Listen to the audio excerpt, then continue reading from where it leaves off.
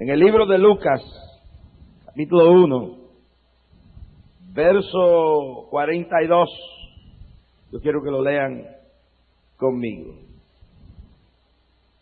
Lucas 1:42. Y exclamó a gran voz y dijo, quiero que lo repitan conmigo, y exclamó a gran voz y dijo, yo quiero que todo el pueblo lo diga conmigo, y exclamó a gran voz y dijo, bendita tú entre las mujeres, y bendito el fruto de tu seno. Y exclamó a gran voz y dijo, bendita tú entre las mujeres, y bendito el fruto de tu seno. Padre, en esta noche te pedimos que tu Espíritu Santo se manifieste en forma sobrenatural, que tu gloria se manifieste sanando, quebrantando cadenas diabólicas, echando fuera legiones del diablo, tomando ventaja sobre toda la fuerza del maligno. Que esta noche tú hables al pueblo, habla en forma grande. No dejes que nada, Dios mío, estorbe la comunión, que ningún demonio, ninguna fuerza antagónica, avanza bacanda, tenga autoridad. Ahora tomamos poder, tomamos autoridad sobre toda fuerza maligna, en el nombre de Jesús. A su nombre pueden sentarse. Vamos a darle un aplauso al Señor, mis amados hermanos, esta noche.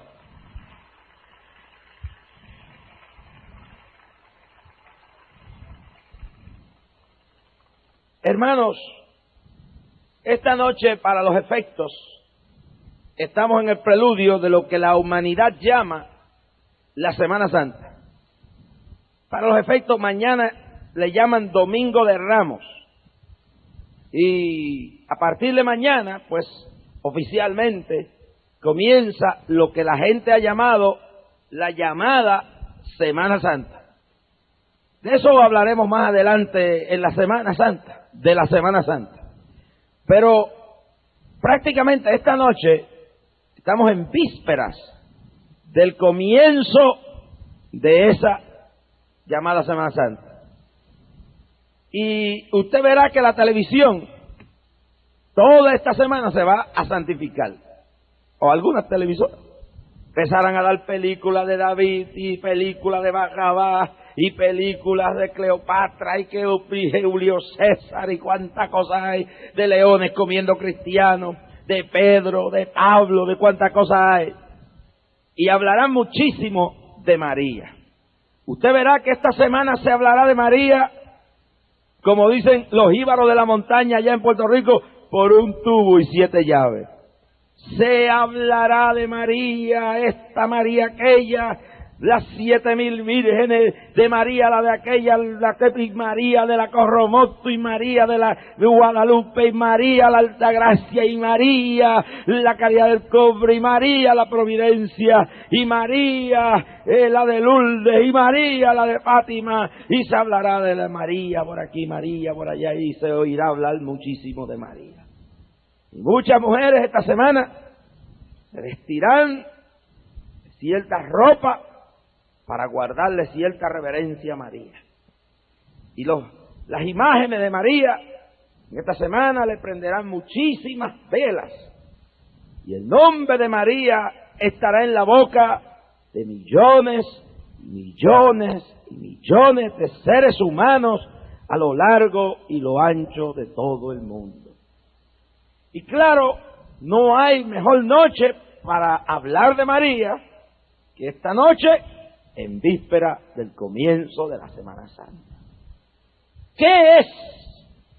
¿Cuál es el concepto? ¿Cuál es la idea que los hombres y las mujeres tienen referente a María? Hay una diversidad de conceptos. Y por eso esta noche yo creo que es indispensable que hablemos, que conozcamos, que aprendamos a saber quién es la verdadera María. Hay algunos que han rebajado a María. La han bajado del lugar donde Dios la puso, porque allí no la puso ningún hombre. Mire lo que dice, que cuando fue a ver a Elizabeth, y Elizabeth dice que la vio entrar, se revolcó la criatura en su vientre y exclamó y dijo: bendita tú entre todas las mujeres. Es decir que Dios la puso en un lugar específico y de ahí no la podemos bajar, de donde la puso Dios. Entonces Elizabeth, por inspiración del Espíritu Santo, dijo: bendita, bendita tú entre todas las mujeres. Así que Dios la puso en un lugar específico, escogido, sobre todas las mujeres. Y hay quienes creen que serle fiel a Dios es rebajar a María a una cualquiera. Y yo vengo aquí a decirle a ustedes que María no era una cualquiera. Porque para ser bendita entre todas las mujeres, no podía ser una cualquiera. Rebajar a María del lugar donde Dios la puso es pecado. Pero, ¿cuál es el concepto de otros? Otros elevan a María más allá del lugar donde Dios la puso. Y María misma exclama en ese capítulo 1 del libro de Lucas, y dice: bienaventurada la sierva del Señor, la esclava del Señor. María tenía un concepto correcto de sí misma. María se daba cuenta quién era. Y mientras es un delito rebajar a María a un nivel de bajeza y compararla con la crudeza de lo más bajo, también es un pecado elevarla más allá de donde Dios verdaderamente la colocó y la puso.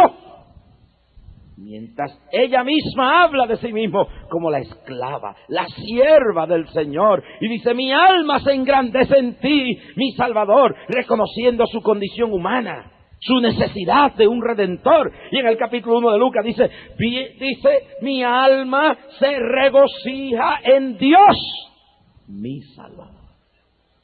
Y esa misma mujer que Dios eleva a las grandezas sobre todas las mujeres, llamándola bendita entre todas las mujeres, es la misma que se coloca a sí misma en la posición de una mujer necesitada de un Redentor, de un Salvador. María ha sido deidificada por algunos, llevada al estilo de los babilónicos a convertirse en un fatídico sistema de creencia teológica llamada la Reina de los Cielos, al estilo de los babilónicos que tenían una creencia en una llamada Reina de los Cielos. Y a esas alturas algunos la han llevado y a otros la han arrastrado, rebajando su personalidad y no mirando en ella las virtudes que contempló Dios para llamarla bendita entre todas las mujeres. Y dentro de toda esta perspectiva de la realidad de María, en un tiempo donde estamos ya por culminar el siglo XX y entrar en el siglo XXI, hemos visto unos cambios radicales en las estructuras de la sociedad que jamás habíamos visto. La mujer del siglo XX entrando al siglo XXI es la llamada mujer liberada, donde ha adquirido unos derechos y ha adquirido unas posiciones jamás concebidas por las mujeres de hace no miles de años, sino hace decenas de años atrás. La mayor parte de las mujeres en nuestra sociedad hoy votan, hoy ocupan posiciones ejecutivas en corporaciones públicas, de gobierno y privadas. La mayoría de las mujeres de hoy en día ejercen unos derechos inexistentes hace escasamente 20 o 15 años atrás. Sin embargo, en este día, cuando la mujer de hoy se llama la mujer liberada, nunca jamás se había visto la inestabilidad de la familia, la inseguridad del matrimonio, la ruptura de los lazos familiares, la destrucción de la juventud y la degradación del hombre, de la mujer. Esa realidad nos hace en esta noche buscar cuál es la verdadera María. ¿Será la de Fátima, la de Lourdes, la de Corroboto, las 11.000 Marías que supuestamente aparecieron? ¿Cuál es la verdadera María? Y no es en los libros teológicos de San Francisco de Asís, no es en los libros teológicos de ningún escritor evangélico, no es en el análisis de ninguna encíclica papal, sino en el único libro autorizado, la palabra, la escritura sagrada, la Biblia, donde nos podemos encontrar con la verdadera María.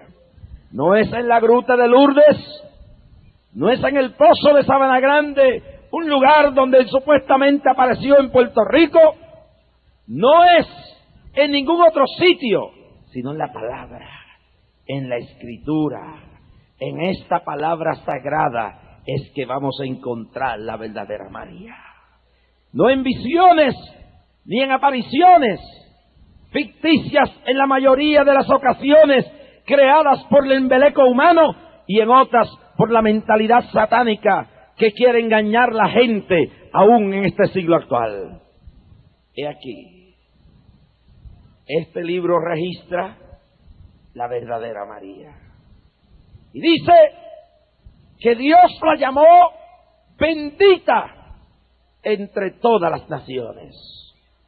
Bendita entre todas las mujeres. Y al decirle bendita entre todas las mujeres, dijo bendita entre todas las mujeres de todas las naciones. Porque eso no era solamente las mujeres de Israel, las mujeres de todas las naciones, de todos los tiempos, de todas las épocas, de todos los siglos, de todos los milenios. Bendita tú entre las mujeres de todas las naciones, de todos los tiempos, de todas las épocas, de toda la historia de la humanidad. Ahora, cuando el Espíritu Santo la señala, tienen que haber unas razones, unas poderosas razones. Pensemos bien que el Espíritu Santo le revela a María que ella ha sido escogida por Dios, no por los hombres, para traer al mundo el Redentor. En su vientre se iba a concebir, no por obra de los hombres, mas por obra y gracia del Espíritu Santo, la criatura que se llamaría Jesús y que salvaría a su pueblo de sus pecados. Así que por obra no de los hombres, mas del Espíritu Santo, esa mujer tendría el milagro de la encarnación, no de la reencarnación, de la encarnación. Es decir, que por primera vez Dios bajaría entre los hombres, hecho semejanza de hombre y semejanza de pecado, mas libre del pecado, dentro del fruto del vientre de una mujer, sin hombre tocarla. Ahora, para Dios morar, para la santidad del Espíritu Santo meterse dentro de una persona, tendría que haber en esa mujer unas cualidades que no encontró en nadie más. Y yo me imagino el Espíritu Santo buscando en los palacios y no lo encontró. Y entró al palacio de Herodes y no la encontró entre la alta sociedad, entre los que tenían mucha educación, entre los que tenían mucha preparación, y buscó las mujeres de la más alta sociedad y no las encontró ninguna de ellas. Y el Espíritu Santo buscó entre las hijas de los grandes sacerdotes y no la encontró.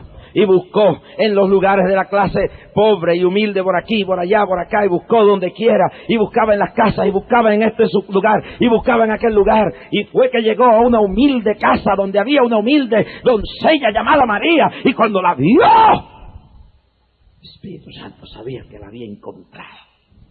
El Espíritu Santo sabe lo que usted y yo no sabemos.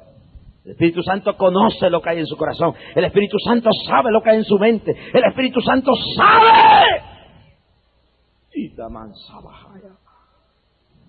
Por eso dice la palabra que cuando Jesús se enfrentaba a los fariseos, Le decía, y ellos decían en su corazón, y Jesús, conociendo sus pensamientos, lo divulgaba, le quitaba la mascarilla de encima, sabía quiénes eran, los conocía a profundidad. Y cuando el Espíritu Santo llegó a la humilde casa de María, vio a aquella doncella que estaba desposada, que se iba a casar con un señor llamado José. Y dijo, esta es. No la encontró en las grandes y etapas elevadas de la sociedad. No la encontró en las grandes mansiones. No la encontró en la gran sociedad. No la encontró en las grandes educadas, intelectuales. No la encontró entre las grandes religiosas. La encontró en un humilde lugar. La mujer sencilla. ¿Y qué vio en ella? Porque para Dios llamarla y convertirla en bendita entre todas las mujeres de todos los tiempos, de todas las naciones, tuvo que haber visto algo en ella. Número 1, vio en ella humildad y sencillez. Vio humildad en María. Sencillez. Vio humildad en María. Esa humildad, número 1, se contempla, no ficticiamente. Hay quien cree que humildad es andar en harapo.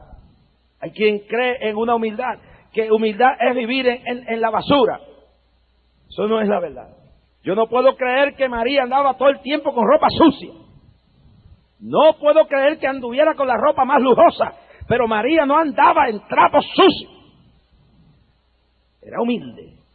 Pero hay gente que han creído que la humildad es no peinarse, no bañarse, no afeitarse, no vestir como debe vestir uno. Y se puede ser pobre y no ser puerco. ¿Cuántos alaban la gloria de Dios? Yo viví en un arrabal, yo viví en 2 sitios, yo viví mi vida en 2 etapas. Yo viví en la mejor calle de mi ciudad, donde se levantaba la casa del patriarca político de los más grandes que ha dado, José Barbosa. Y viví también en el arrabal. Mi abuela fue profesora, graduada de la Universidad de Puerto Rico, por 46 años. Pero en mi casa éramos pobres. Y había que caminar por tablitas, por el fango, para llegar a la casa donde vivíamos en el arrabal. Finalmente fuimos a parar allí por circunstancias terribles de la vida. No había un inodoro, había una letrina, pero la letrina estaba decente, limpia. Y no había ropa cara, pero estaba planchadita, estaba lavada, estaba limpia. Y mi abuela no tenía trajes costosísimos, pero los que tenía los tenía lavadito y planchado para ir y dar sus clases en el salón de escuela. Hay gente que han creído que la humildad es sinónimo de la miseria y de la suciedad. Y han creído que la humildad es sinónimo de vivir en la ruina. Pero ha llegado el momento de entender que la humildad no es eso.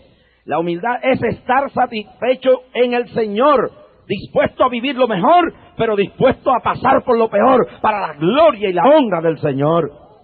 San Pablo decía, me he aprendido a contentarme en cualquier circunstancia, en la escasez como en la abundancia, en el hambre como también cuando hay. Es decir, que San Pablo aprendió el secreto de vivir conforme a las circunstancias. Yo he aprendido a vivir de esa forma. He aprendido a dormir en el piso cuando hay que dormir. He aprendido a comer lo que hay cuando hay que comer. Pero cuando tengo para comer bien y para vestir bien y para dormir bien, y Dios me lo ha dado, nadie me lo puede criticar. ¿Cuántos alaban la gloria de Dios? Y tengo que hablar de esto. Hay mujeres que se han convertido al Evangelio. Y después de haberse convertido al Evangelio, se han convertido en unas descuidadas. Una cosa no es ser una pomposa. Una cosa no es ser una persona, no ser una persona lujosa ni una Jezabel. Eso es una cosa. Pero es increíble el descuido de muchas mujeres que se convierten en el Evangelio, que los maridos ya las rechazan.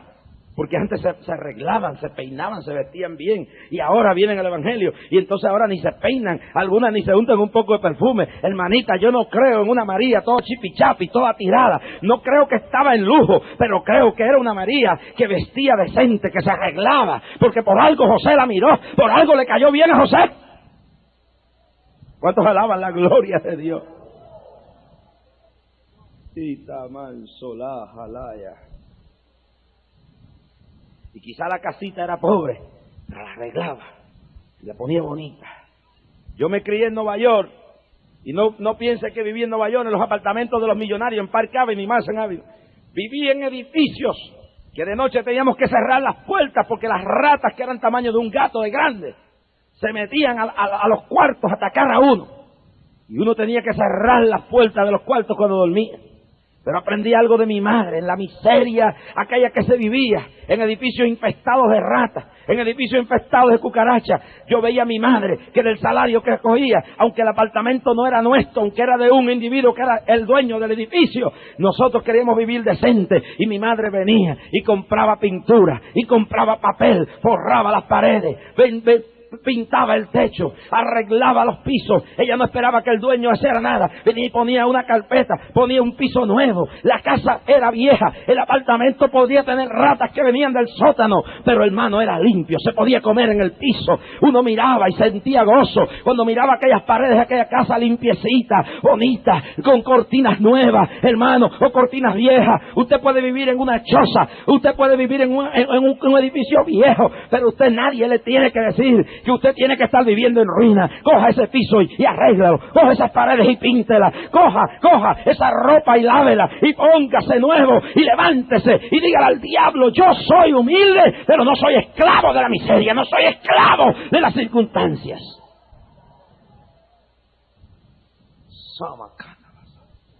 Oh, gloria a Dios. María era humilde. Yo he visto ricos humildes, hermano.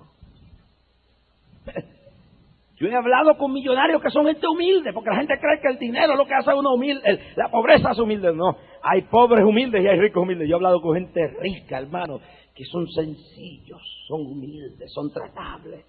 Y he hablado con algunos pobres que no hay quien ni los mire, que ni miran a uno, ni hablan con uno. Yo viví en el Ajabal y yo vi gente bien orgullosa en el Ajabal. Así que la humildad es una cosa del corazón, es algo que está aquí adentro y sale para afuera. Ahora, que hay gente que creen verdaderamente que son grandes por lo que tienen y por lo que ostentan y por esto, pero hay gente que tiene, y la humildad es una cosa aquí adentro. Es una cualidad espiritual y María la tenía. ¿Y sabe cómo la demostró María? No necesitó vestir harapos, no necesitó esgreñarse, no necesitó meterse en un convento ni en una cueva. María demostró su humildad en la sumisión. En la sumisión. Dice, si hay victoria en la sumisión, que Santiago capítulo 4 verso 7 dice: someteos pues a Dios, resistid al diablo y de vosotros huirá. Que hay victoria cuando se somete a Dios, se somete al Espíritu y Dios da victoria. ¿Y qué dice la palabra? Que antes de la caída viene el altivez de espíritu, mas Dios habita con los de humilde espíritu. Y Él hará en nada a los poderosos, mas levantará a los humildes. ¿Cuántos alaban la gloria de Dios? Y María demostró su humildad en su sumisión, en su disposición de aceptar la voluntad de Dios en su vida. Mire que una cosa terrible, cuando viene el ángel y le habla y dice: no, Dios te ha escogido. Y lo que será en tu vida, tú vas a quedar encinta. Mire qué cosa terrible. Tú vas a quedar encinta sin haberte casado, porque Dios te ha escogido. Dios te ha escogido para ser la portadora de el enviado y el deseado de todas las naciones. Y mire, una mujer que se va a casar, que viene Dios y le habla y le dice: tú vas a tener un hijo sin haberte casado. Tiene que ser humilde para someterse a eso. Eso es ser humilde. Hay gente arrogante que Dios le dice: ven y conviértete a Cristo. Y dicen: no, en ese estadio no lo hago, porque me ve el pueblo completo. Pero María era humilde y dijo: hágase en mí la voluntad del Todopoderoso. ¿Cuántos alaban a Dios? Hay gente que dice: no, yo tengo a mi hijo enfermo, pero yo ahí no lo llevo. Eso es orgullo. Yo me quiero convertir, yo sé que eso es la verdad, pero yo ahí no paso, ahí al frente no, porque me ve el pueblo. Eso es orgullo. María pudo haberle dicho: yo no, cógete a otra, búscate a otra. Pero María se sometió. Eso es humildad, sumisión. Sumisión. Mi hermano, muchas veces Dios me ha mandado a hacer cosas que me he llevado el vituperio, me he llevado insultos, he perdido respaldo, he perdido ofrendas, he perdido respaldo económico, pero me he sometido cuando he estado seguro que Dios, porque yo prefiero someterme a Dios y perder la gracia de los hombres, y perder el apoyo de los hombres, y perder el dinero de los hombres, que perder la gracia del Señor. Y María no le importó, dijo, aquí voy, Señor, hágase en mí tu voluntad. Y esta noche usted dice, yo quiero servirle a Dios, pero no quiero dejar esto, no quiero someterme a esto. Hay mucha gente que mientras no le tocan el cigarrillo, mientras no le toquen la mujer que tienen extra adicional, mientras no le toquen la inmoralidad en que viven, mientras no le toquen su religión, todo está bien.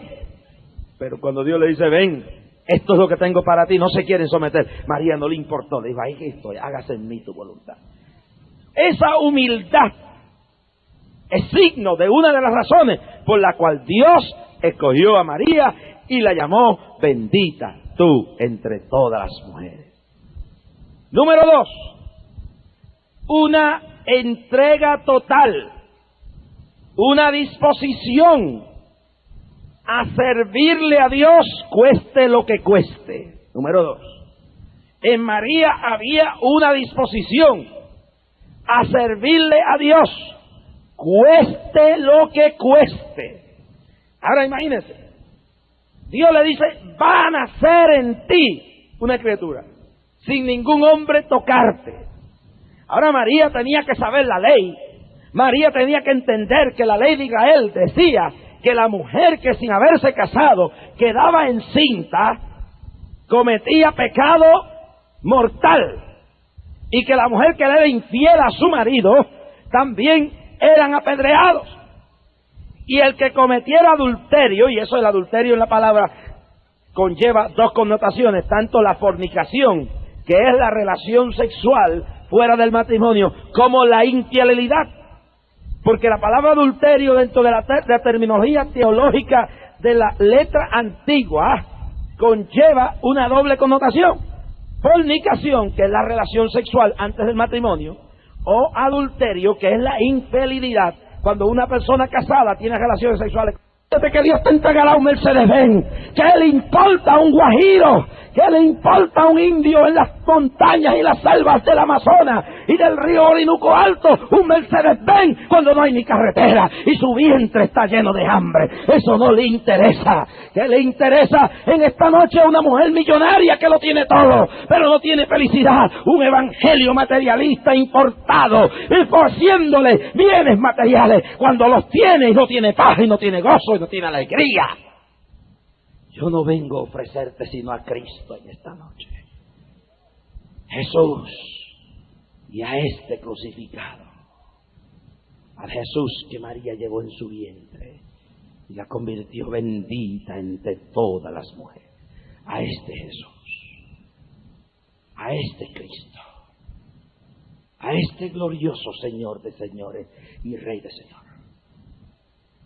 Al mismo que se lo ofreció a los apóstoles. Al mismo que se lo ofreció a la iglesia apostólica.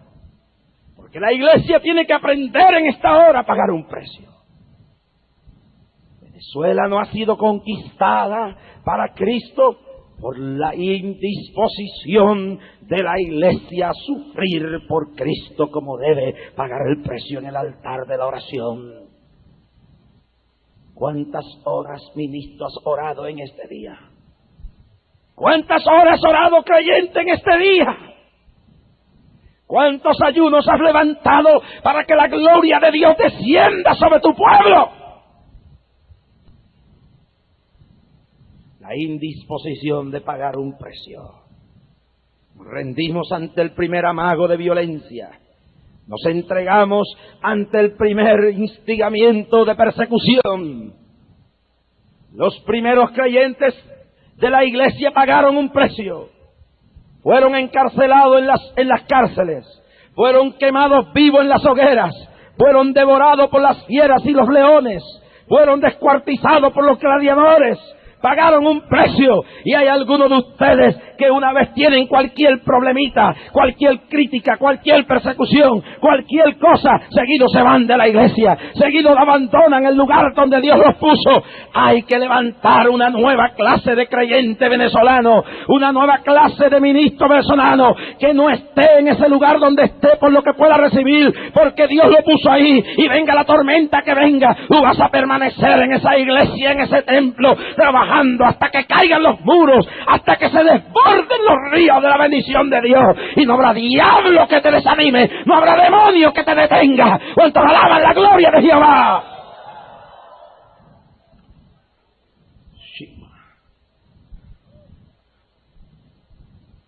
Tan pronto nos critican, tan pronto nos atacan, sentimos pánico.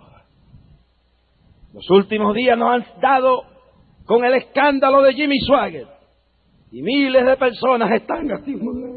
¿Y qué Jimmy Swaggart? Si la iglesia no está fundada en Jimmy Swaggart, ni en Jim Baker, ni en Jorge Raskin, ni en G. Ávila. A mí, si me descuido, me lleva el diablo también. Por eso le digo a ustedes, no miren a hombres, miren a Jesús y a este crucificado. Abasamacanda la vasaya. Gloria. Y la gente tiene miedo. Y la gente dice, ay, se cayó el mundo. No, no se cayó el mundo.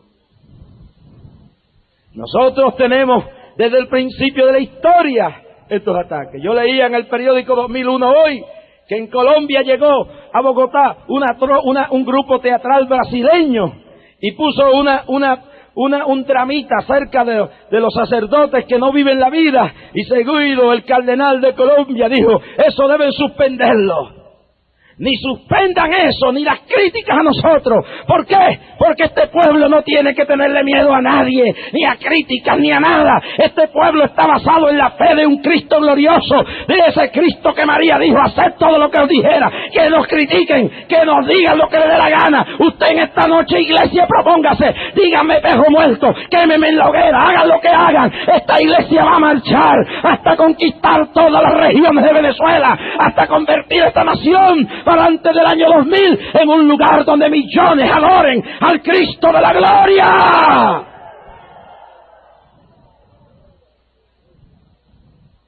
Samaca.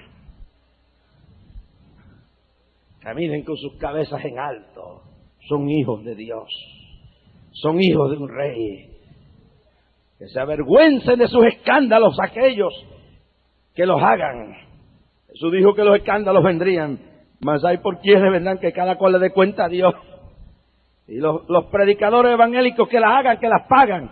Y los obispos católicos como Monseñor Alonso en Patterson, que las pague también de los ultrajes que ha hecho varios muchachos. Y el 15 de abril lo van a meter para la cárcel.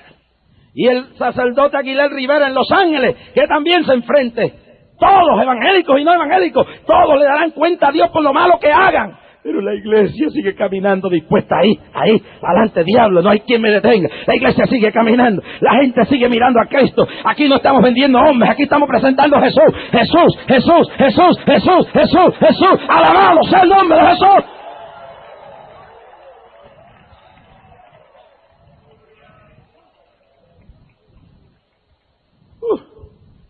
María, bendita de todas las mujeres.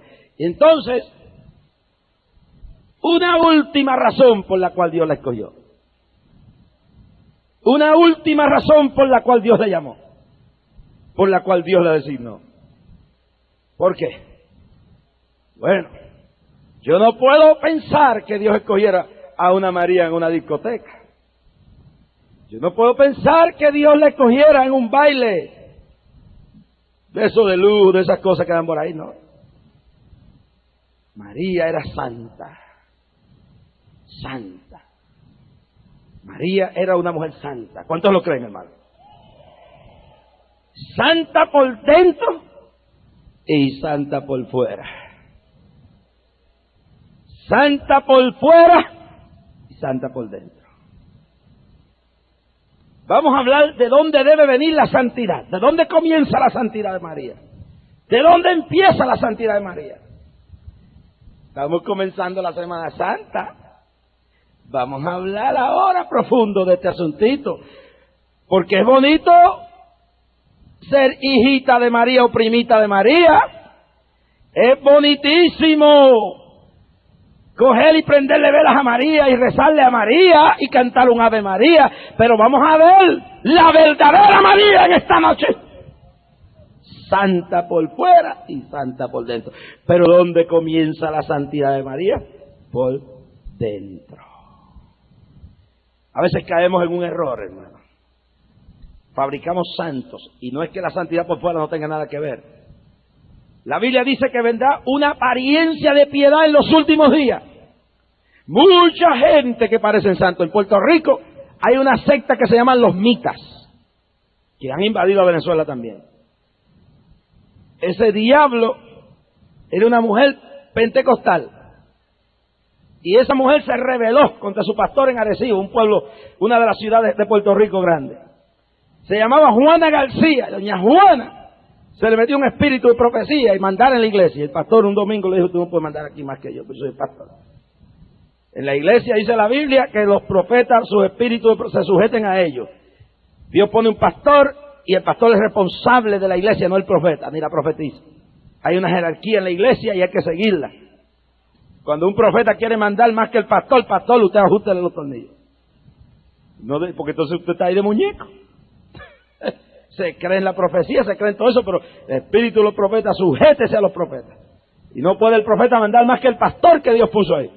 Y si el pastor lo hace mal, pues se lo lleva el diablo. Eso es problema de él allá. Pero no puede el profeta mandar más que el pastor. Y entonces la sentaron. Y ya cogió y se fue y formó su propia secta.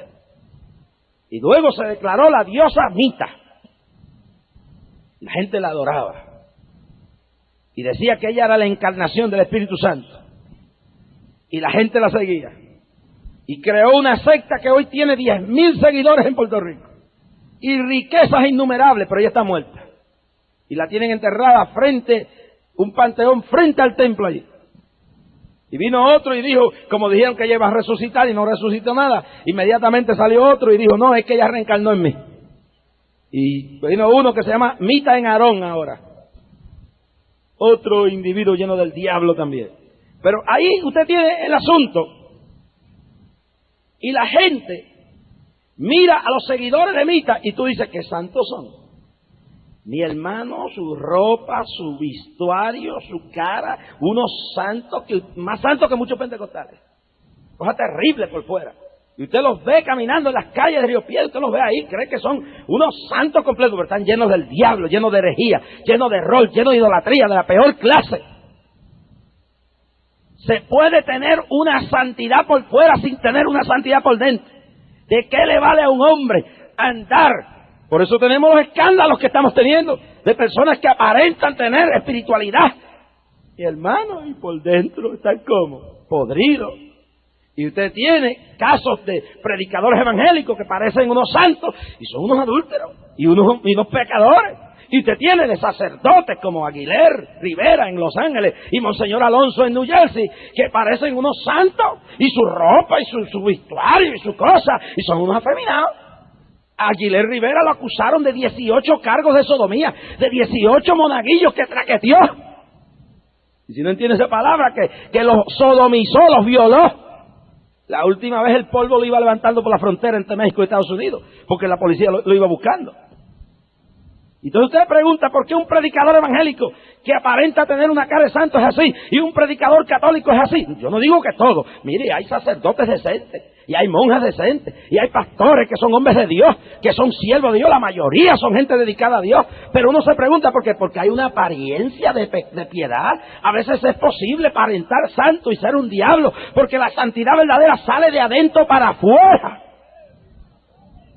Y es posible tener la máscara de santo por dentro y por fuera ser un homosexual. Y ser por fuera tener una apariencia de santidad y dentro ser un homosexual y ser una adúltera.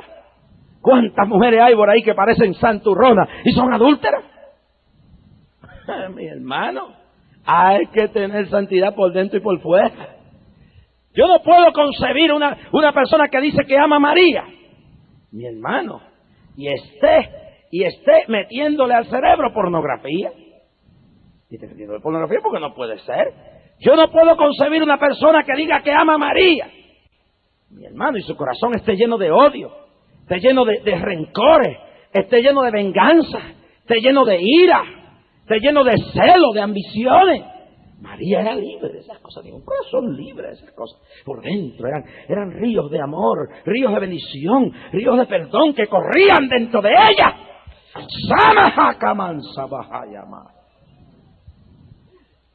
Cuando María no estaba como un montón de mujeres que yo he oído, que se sientan, quizás no se van a acostarse con otro hombre, pero se sientan a ver los galanes de televisión y cuando ven a José Luis Rodríguez, el Puma, dicen, óyeme, qué pollo, si yo lo pudiera tener conmigo.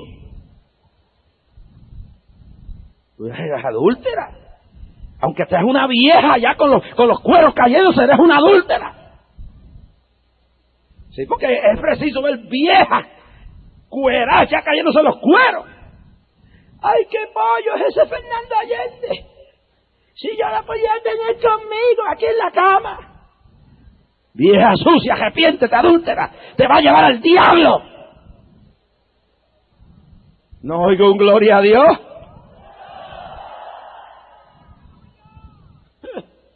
¿Sí? Porque la gente cree que adulterio es nada más. ¿Qué dijo Jesús? Que si tan siquiera en tu corazón tú dijeras, me voy a acostar con ese hombre o esa mujer, ya cometiste adulterio. Se comete adulterio frente a la pantalla del televisor viendo las novelas. Se comete adulterio y fornicación leyendo revistas pornográficas. Y los modernos psicólogos dicen, se pueden masturbar los hombres y las mujeres. Y para masturbarse tiene que concentrarse psicológicamente en otra persona. Se comete adulterio en el cuarto secreto. Se comete adulterio frente a la pantalla de la televisión. Se comete adulterio y fornicación en 20.000 formas y maneras. La gente dice que María era santa por dentro. Esa santidad de María venía por dentro, por dentro, por dentro, por dentro.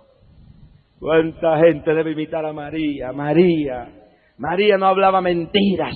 María no hablaba ofensas. María era una mujer llena de imparcialidad, llena de justicia, llena de amor, llena de perdón. Y tú te llamas hija de María y tú no vives como María. Pero más, esa santidad interna se manifestaba por fuera. Porque lo que hay por dentro se tiene que ver por fuera. No me diga usted que usted es santo por dentro y por fuera no. Porque lo que hay por dentro se ve por fuera. María no ve. María era santa por dentro pero santa por fuera. Ustedes pueden creer una María que después se irían los rinconcitos por ahí de las calles, bajo las palmas o los palos, a refregarse con José. ¿Ustedes creen en esa clase de María? ¿Ustedes creen en esa clase de María? Dígame sí o no. No los oigo. ¿Y por qué en nuestra sociedad hoy, en todos los sectores, los jóvenes noviazgos parecen más marido y mujer que novio? El ejemplo de María era un ejemplo de santidad por fuera. María era novia de José, pero cuando María se casó con José, lo único que le había tocado era el Espíritu Santo, pero José no había pasado el rato con ella. Jovencita, no deje que ningún hombre amancille tu cuerpo. María no dejó que José le estuviera mancillando como si fuera la masa de pan de un panadero. Muchas de ustedes cuando se casan ya los maridos no las respetan porque ustedes no han seguido el ejemplo de María. No han dejado que la santidad en el noviazgo perdure y parecen más jovenzuelas y mujerzuelas de la calle con sus novios. María no era esa clase de mujer. Era una mujer que en el noviazgo se mantuvo virgen, se mantuvo santa.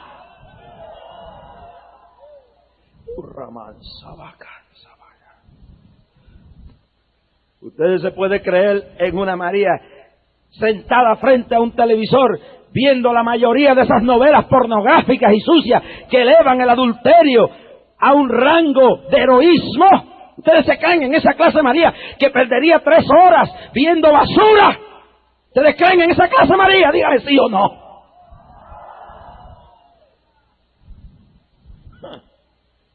¿Ustedes creen en una clase de María que estaría alquilando videos pornográficos para estimular su matrimonio? ¿Ustedes creen en eso? ¿Por qué hay tantas mujeres que le gusta llevar el nombre de María y en sus hogares lo que hay es pornografía en el día actual? Ustedes se creen en una clase de María que vestiría en la forma que visten multitudes de mujeres en el día de hoy. Hermano, ustedes pueden creer en una María en minifalda. Dígame sí o no. ¿Y por qué algunas de ustedes que dicen amar a María andan en minifalda? ¿Ah? ¿Ustedes pueden creer en una María andando en pantalones cortitos, calientes de eso, sí o no? ¿Y por qué muchas que dicen mañana que se inicia la Semana Santa, amar a María, andan por ahí desnudas en esa clase de ropa cuando María no andaría de esa forma? Ustedes pueden pensar en una María con el ombligo por fuera y los senos colgándole por fuera, dígame sí o no. ¿Por qué entonces muchas andan así y se llaman de María y tienen el nombre de María? Ustedes pueden creer a una María empantalonada, con esos pantalones que se tienen que untar una libra de manteca o de aceite para ponérselo. ¿Ustedes creen en esa clase de María? ¿Y por qué algunas llamándose católicas y evangélicas andan de esa forma cuando ese no es el ejemplo que María nos dejó? Itaman soja mashaya mahayama. Hay gente en las iglesias evangélicas así. Y los hay católicos. Y los hay. Y usted se cree en una María. Usted se cree en una María con los ojos todos pintorreteados de negro, de plata, que parece la puerca de Juan Pablo. No, ¿verdad? ¿Y por qué algunos de ustedes están haciéndolo? Y ustedes creen en una María que no solo en Viernes Santo, sino en cualquier tiempo del año. Mire que mucha gente ama a María y hablan de María y matan por María y gritan por María. Y usted lo verá a las orillas del Orinoco y lo verá en Puerto La Cruz y lo verá en todos los bañarios, desnuda con las carnes por fuera, en bikini, como un mercado de carnicería, sin ropa, inmorales, descaradas, tanto los hombres como las mujeres, que llevan sus mujeres desnudas y sus hijas para que las codicien los demás. Ustedes pueden pensar en una María en las playas de todo este lugar, en un Semana Santo, en cualquier tiempo, en el descaro que se da en los países de América en este tiempo. Ustedes pueden creer en una María así. ¿Y por qué muchos de ustedes, llamándose amantes de María y evangélicos y hasta pentecostales, están planeando esta Semana Santa empacar sus bikinis, sus trajes de baño y desnudarse en las playas, en los mercados de carne del diablo?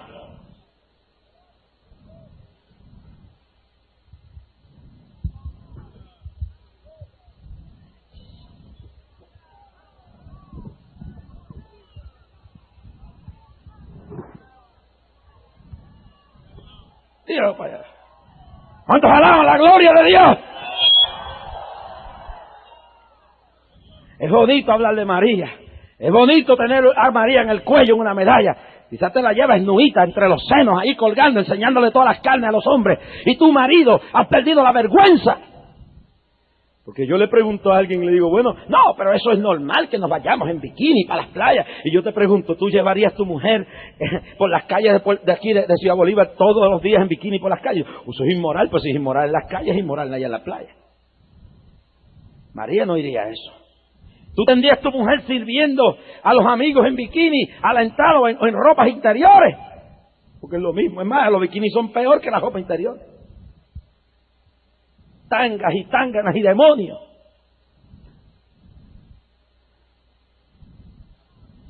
Y no critique a los católicos nada más, hay montones de evangélicos que están peor que los católicos, porque todavía hay católicos que guardan vergüenza, aunque sea en la Semana Santa, aunque después del sábado de gloria se van a embogachar y hacer lo que da la gana, pero por lo menos guardan 2 o 3 días, y evangélicos no guardan ninguno.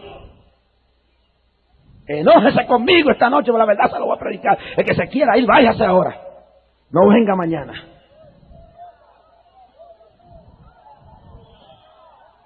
Y está manso. Ay,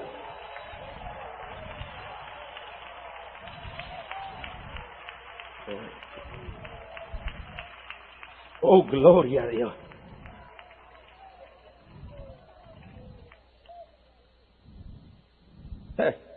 Como tampoco puedo pensar en José, porque José era el novio de María. Yo puedo pensar en José, en la manera que yo veo a algunos hombres hoy en día, o ser un macho completo. Y hoy en día hay por ahí individuos. Voy a preparar un mensajito de José también. Preparar un mensajito, eso me ha venido esta inspiración. Voy a preparar uno de José. José, ese va a ser el próximo mensaje que voy a predicar sobre José. Mire, chojo de gente en el evangelio y fuera del evangelio, por ahí un chojo de hombres, parecen más mujeres que hombres. Mi hermano, usted es un hombre, usted es un hombre. Yo fui a un sitio y un departamento, sí, y miré para allá, para el beauty parlor, y ahí había un tipo con la máquina porque se estaba haciendo sus rolitos el nene.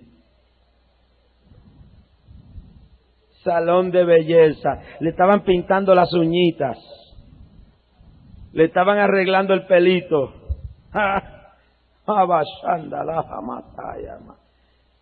Hermano, hay hombres ahora que la mujer tiene que esperarlo. Antes era el hombre esperando que la mujer se maquillara, ahora hay hombres que tiene que la mujer esperarlo hasta que el nene se arregla, se pasa el blower, se hace los rolitos, se pinta las uñas, se arregla, descaro. Y después usted los oye con ese hablarcito. Hable como un hombre. Dios lo hizo un hombre, no lo hizo una mujer. Por eso es que la mujer se ha puesto los pantalones, porque los hombres los dejaron hace rato los pantalones. Sí, usted lo ve por ahí. Y yo no sé cómo las mujeres se pueden enamorar de una basura como lo que se está viendo uno por ahí. Yo estaba en Los Ángeles, California, en un sitio llamado Anaheim, por ahí un pueblito cerca de Anaheim.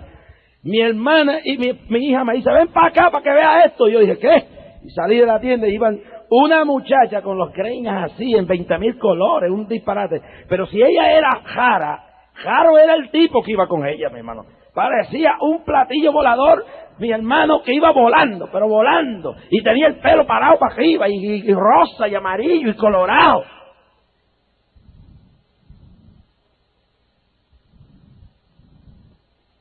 Es una torre. José no andaba así. ¿Verdad que no? Claro que no. José era un macho completo. Un hombre completo. Y María se enamoró de José. Pero yo quiero terminar esta noche con algo que yo quiero dejar en la mente de ustedes. Yo no voy a entrar en mucho dogma, ni voy a hablar de la asunción de María, ni nada de esas cosas que sabemos que son reales. Pero no voy a entrar en eso. Yo quiero terminar con algo. Hay una doctrina que se llama la doctrina de la virginidad perpetua de María, que es una ofensa verdadera a la mujer del mundo. Se dice que María fue virgen antes y después. Y eso estriba de que la teología católica romana enseña que es un pecado, que el pecado original estuvo en el sexo. Y eso no es real. El sexo lo hizo Dios. Lo que es malo en el sexo es el adulterio, el homosexualismo, la fornicación, el lesbianismo.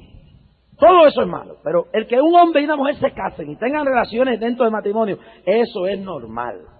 Eso es parte de la vida, eso es parte de lo que Dios estableció. Es más, dice que el lecho sin mancilla es honroso delante de Dios. Entonces, a base de esa teología, para creer que María era santa, pues el romanismo se ha inventado la perpetua virginidad de María. Eso es una falta de respeto a la ciencia y una falta de respeto a Dios. ¿Por qué? Porque María, científica y biológicamente, no podía ser virgen después de dar a luz. El cuerpo de la mujer, en su parte vaginal, por donde sale el bebé, donde sale la criatura, hay una tela que se llama el himen.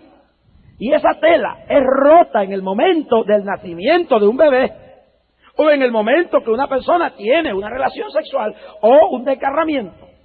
Ahora, en el momento que Jesús salió, María físicamente dejó de ser virgen, porque Jesús pasó por esa tela. Así que biológicamente María ya no era virgen. Pero entonces la otra parte de que ella siguió siendo virgen en el aspecto sexual es una falta de respeto a la teología del sexo bíblico y a la mujer. Porque si para María ser santa tenía que quedarse sin vivir con su marido, quiere decir que ustedes no son mujeres santas y que el sexo no es algo santo. Porque la santidad de María no estriba en que ella tuviera más hijos o no lo tuviera. Dice que Jesús era el primogénito, dice que hubieron más. Pero María tuvo relaciones sexuales con José porque tuvo hijos con José y tuvo hijas. Y si Dios, óigame bien, le prohibió a María, si Dios le prohibió a María después que se había casado con José, y Dios usted sabe lo que es un hombre casado, que Dios va a ser tan cruel, que va a tener esa mujer viviendo en un cuarto y José viviendo en otro. Mi hermano, José no era un zángano, José era un hombre completo, José era un macho completo, María era una mujer normal. Y si Dios hizo eso, Dios condenó a José a la tortura, Dios puso en la tentación a José a convertirse en un adúltero, y Dios no hace eso. Dice que lo que Dios une, Dios no lo separa. Él no lo separa. María era una mujer santa y vivió con José como su marido, porque el que instituyó el matrimonio fue Dios. Y si se acepta esa teoría, cada mujer que se acuesta con su marido está pecando entonces para ser santa. María era santa, pero María era una mujer normal, una María normal.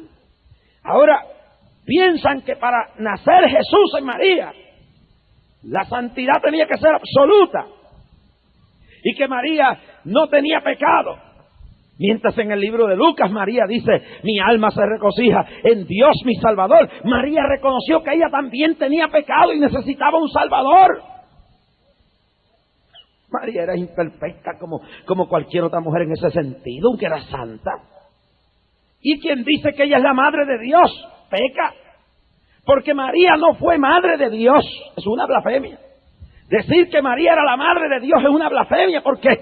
Porque María era la madre de la parte fisiológica en conjunción con el Espíritu Santo de Jesús. Pero la Biblia dice que Dios es eterno, el alfa y el omega, el principio y el fin. Dios no puede haber tenido madre. ¿Por qué? Porque tener madre tuvo que haber coexistido con Dios, y eso es hacer a María una diosa. Y María dijo, mi alma se regocija en Dios mi Salvador. Hágase esta humilde sierva tu voluntad. María reconocía su humanidad. El decir que María era corredentora con Jesús no está en la Biblia. El elevarla a la madre de Dios es decir que ella era antes de Dios o igual a Dios. Ella era madre de la parte fisiológica de Jesús el hombre, pero la parte eterna del verbo que fue desde el principio, ella no era madre de eso. Esa divinidad eterna existía ya.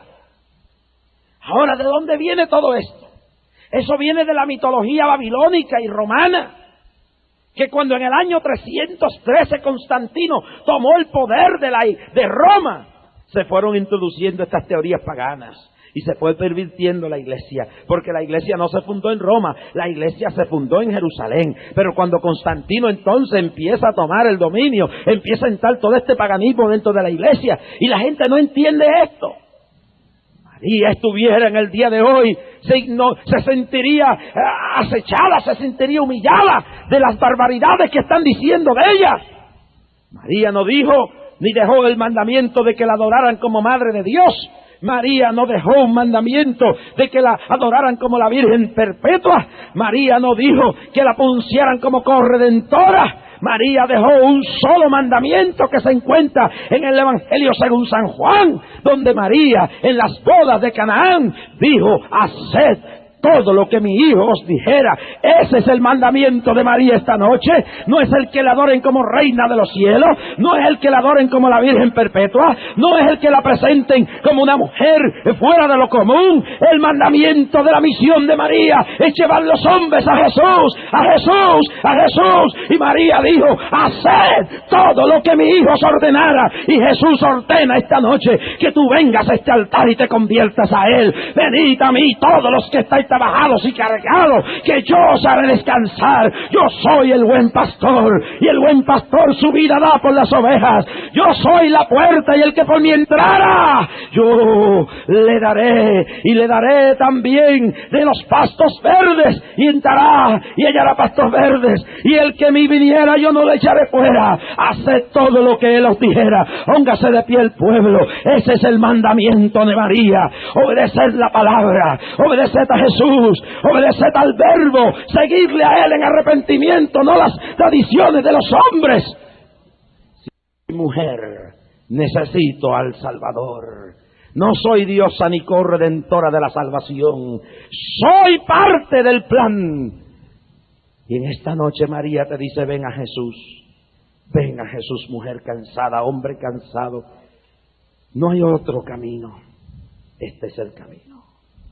Padre, en esta noche hemos presentado el camino que María nos ha presentado. Camino de Jesús. Esta noche trae las almas. Tráelas de todos los rincones de este estadio, cargadas de pecado, cargadas de confusión, de dogmas de hombres concebidos en la historia. Rompe las cadenas, rompe las cadenas, rompe las cadenas, rompe las cadenas. Trae las almas. Yo voy a pedir que cada persona que quiere convertirse a Jesús, en obediencia al mandamiento de María esta noche, bendita entre todas las mujeres, nos ha dado el mandamiento final, la dirección hacia el Calvario, la gloriosa persona de su Hijo. Hay una puerta por aquí, símbolo de Cristo, que es la única puerta. En estas gradas, todo el que ha sentido ese llamado a arrepentimiento y a conversión y a reconciliación, vaya bajando por ahí. Vaya bajando por esa puerta que vaya saliendo de todos los asientos. En las gradas de allá arriba, todo el que ha sentido ese llamado urgente de salvación, vaya bajando de las gradas. Hay una puerta por aquí, venga, venga, Cristo te llama, pueblo con las manos levantadas en alto. Vamos a empezar a clamar esta noche, vamos a empezar a clamar que no se quede un solo alma. Ven descarriado, ven no convertido aquí en el altar. María no se avergonzó de lo que estaba en su vientre. ¿Cómo te vas a avergonzar ante la ciudad donde vives de Cristo si te avergüenzas? El que me negara delante de los hombres, yo le negaré delante del Padre y sus santos ángeles. Mas el que me confesara delante de los hombres, yo le confesaré delante del Padre y sus santos ángeles.